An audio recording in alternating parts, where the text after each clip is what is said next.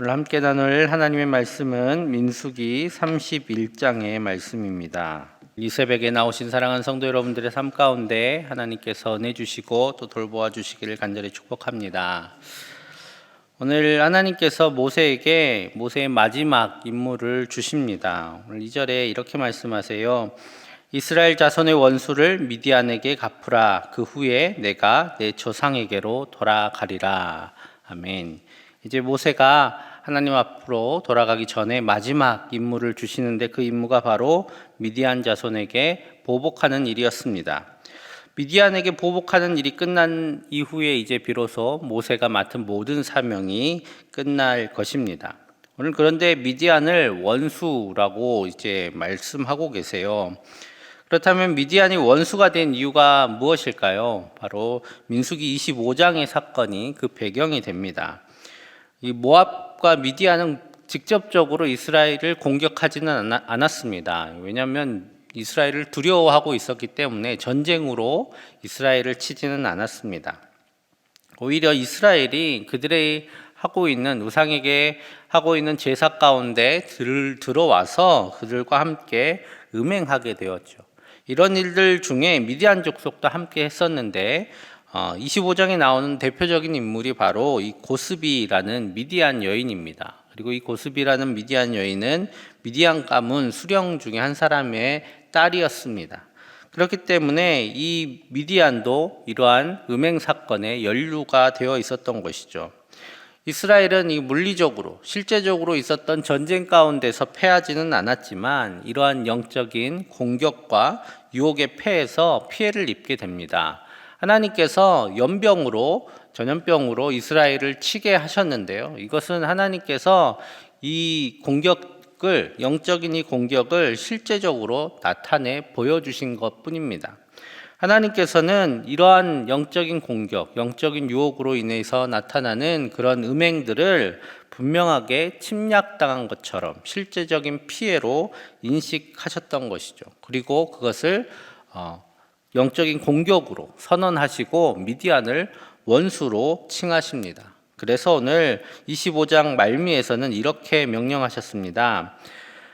여호와께서 모세에게 말씀하여 이르시되 미디안인들을 대적하여 그들을 치라. 이는 그들이 속임수로 너희를 대적하되 부올의 일과 미디안 지휘관의 딸 곧 부올의 일로 연병이 일어난 날에 죽임을 당한 그들의 자매 고스비의 사건으로 너희를 유혹하였음이니라 라고 말씀하십니다.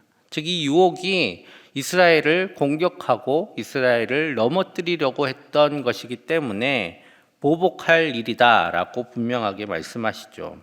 오늘 하나님께서는 영적인 유혹 그리고 영적인 공격에 대해서도 현실적인 위협으로 대하고 분명하게 대처할 것을 명령하십니다.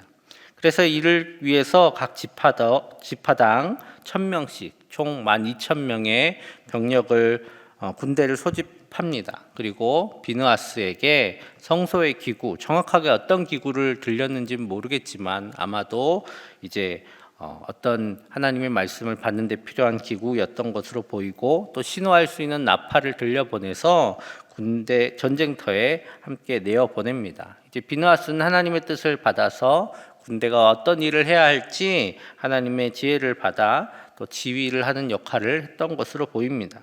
그래서 이를 통해서 하나님께서 미디안 족속을 크게 이기게 하십니다.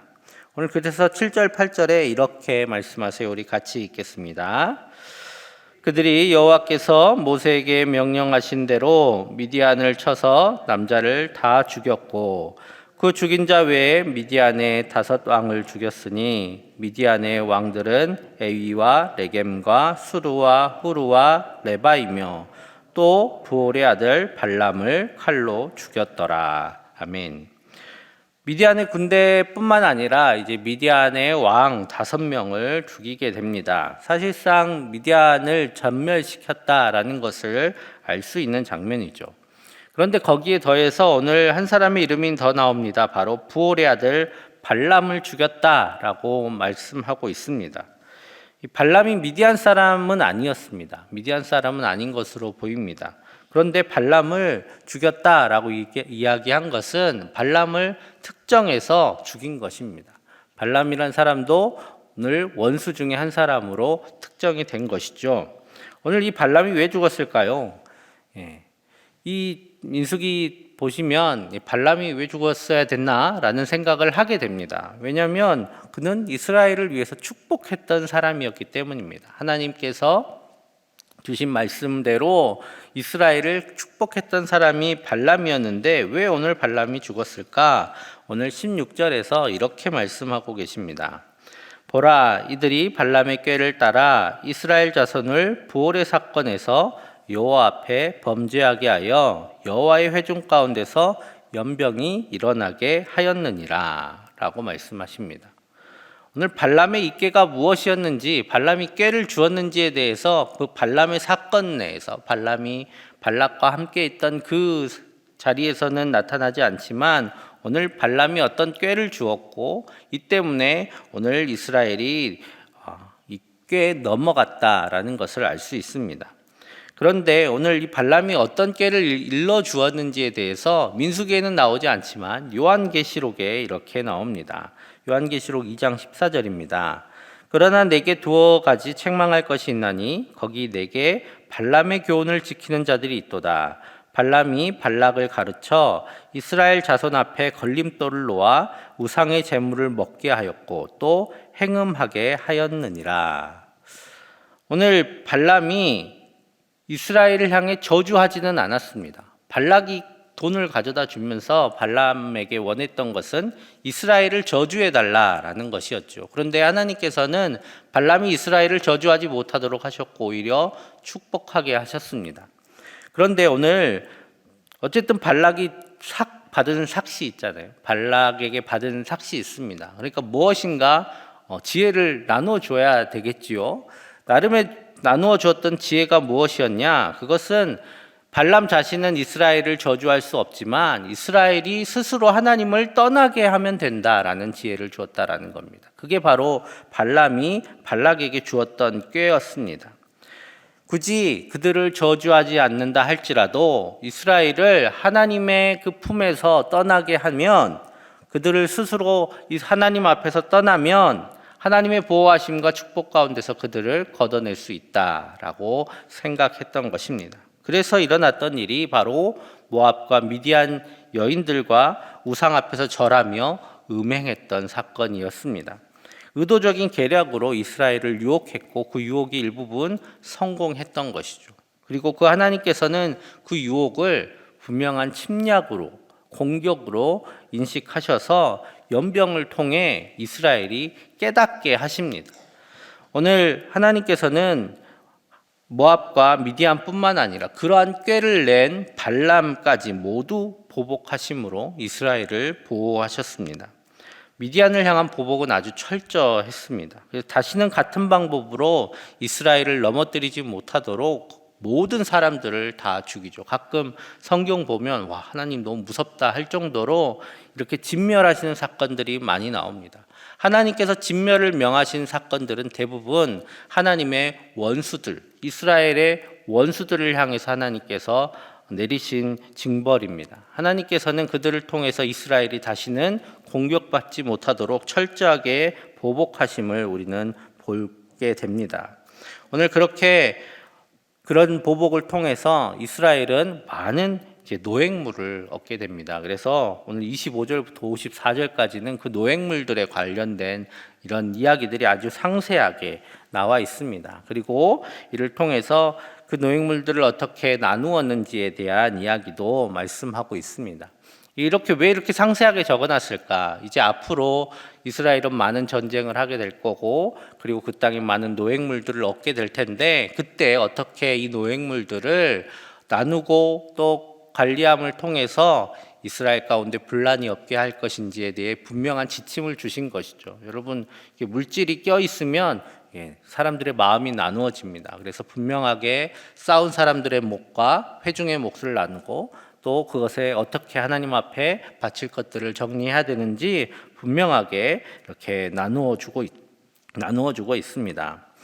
오늘 말씀 가운데서 우리가 얻을 교훈은 바로 우리가 건강, 물질의 어려움 같은 것은 눈에 보이는 어려움이기 때문에 우리가 즉각 반응을 잘합니다. 여러분 몸이 아프면 빨리 병원에 가고요. 물질의 어려움이 있으면 이런저런 해결책을 알아보고 또 무엇보다 하나님 앞에 건강과 이 물질의 재정적인 어려움들에 또 여러 가지 관계들의 어려움들에 대해서 하나님 앞에 기도합니다. 우리는 그런 것들에 대해서는 민감해요. 왜냐하면 눈에 잘 보이기 때문입니다.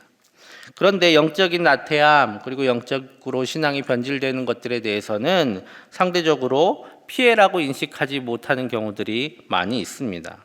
오늘 하나님께서는 모세의 마지막 임무는 중요한 임무잖아요. 마지막 임무로 바로 이 영적인 공격에 대한 보복을 지시하셨습니다. 이것은 물리적으로 받는 피해만큼이나 위험한 공격이었기 때문입니다. 오늘 건강에 어려우면 치료하고 요양하면 회복할 수 있습니다. 물질적인 어려움들도 시간이 지나면 회복할 수 있습니다.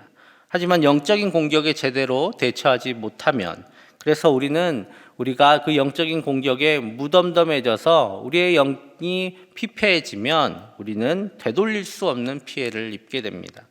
하나님께로부터 떠나고 하나님의 보호하심과 그 돌보심과 생명으로부터 떠나면 결국 우리는 우리의 삶을 통째로 빼앗기게 되는 것이죠. 그래서 오늘 우리 가운데 하나님께서는 영적인 이런 공격들에 대해서, 영적인 유혹에 대해서, 영적인 변질에 대해서 민감하게 반응할 것을 요구하고 계십니다. 우리 가운데 불안과 두려움이 찾아오고 또 걱정과 염려에서 우리가 벗어나지 못하고 있는 것은 영적인 공격으로 인해서 우리의 영이 피폐해져 있음을 나타내는 증상들입니다. 오늘 하나님을 향하는 온전한 의뢰와 신뢰와 믿음이 약해진 때문에 일어난 일들이 이러한 증상들입니다. 우리는 계속해서 우리의 삶을 돌아보고 우리의 영적인 상태를 돌아보고 우리가 혹여나 우리의 영이 피폐해져 있는 것은 아닌지, 하나님께 주신 귀한 믿음을 여러 가지 많은 공격으로 인해서 피폐해져 있는 것은 아닌지 늘 돌아봐야 합니다. 오늘 우리는 눈에 보이는 어려움만큼이나 영적인 상황에 민감하게 반응하고 또 적절하게 대처할 수 있어야 합니다. 특별히 새벽에 나와서 기도하는 사랑하는 성도 여러분들께 오늘 하나님께서 영적인 감수성을 부어주시기를 간절히 소망합니다. 그래서 영적인 공격도 유혹도 잘 분별하게 하시고 또 그것들로부터 잘 이기고 피하게 하셔서 하나님 앞에 더욱 아름답고 건강한 영성으로 늘 하나님 안에서 평안과 복을 누리시는 모든 성도님들 되시기를 간절히 축복합니다. 함께 이 시간 기도하겠습니다. 하나님, 우리를 위협하는 영적인 공격과 유혹에서 우리를 건져주시고 또 늘 하나님 안에 거할 수 있도록 건강한 영성을 지닌 우리 모두가 되게 하여 주옵소서. 그리고 우크라이나 땅에 전쟁이 그치게 하여 주시고 또 이번에 지방선거를 통해서 선출된 모든 일꾼들이 하나님께 기뻐하시는 일꾼들 다 될 수 있게 해달라고 위해서 기도해 주시고 또 6월에 시작될 새생명 축제 가운데 은혜를 더하여 주시기를 위해서 함께 기도하겠습니다. 사랑의 아버지 하나님 감사합니다. 하나님, 우리가 하나님 앞에 영적으로 민감하시기를 원합니다. 위협하는 영적인 공격과 유혹 가운데서 우리를 건져주시고 오늘 주님 안에 거하게 하여 주시옵소서. 건강한 영성을 지니기를 원합니다. 주님, 세상에 많은 유혹들과 공격들이 있습니다. 우리 영을 피폐하게 하는 많은 잘못된 이야기들도 우리 가운데 있습니다. 주여, 우리를 주님 지켜주시고 오늘 우리 자신을 잘 돌아보게 하여 주시옵소서. 잘못된 이야기들이 귀 기울이지 않게 하여 주시고 하나님 말씀 안에 또 건전한 주님의 신앙 안에 늘 굳건히 설 수 있도록 우리를 인도하여 주시옵소서.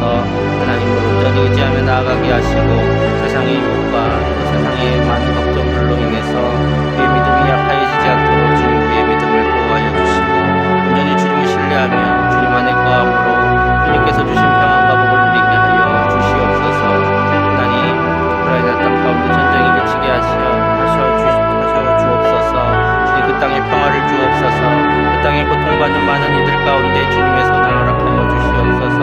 하나님, 그들을 돌보시고 그들 가운데 주님께서 주시는 은혜를 누리게 하여 주시옵소서.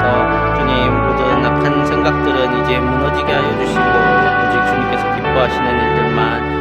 가운데 있게 하여 주시옵소서. 주님 지방선거를 통해서 선출된 모든 주님 이 땅의 리더들 가운데 하나님을 향한 두려움이 있게 하여 주시고 하나님 안에서 바르고 또 주님을 두려움으로 주님께서 원하시는 대로 이 땅을 잘 이끌어갈 수 있도록 도와주시옵소서. 주님 새생명 축제 가운데도 주님의 귀한 은혜를 허락하여 주시옵소서.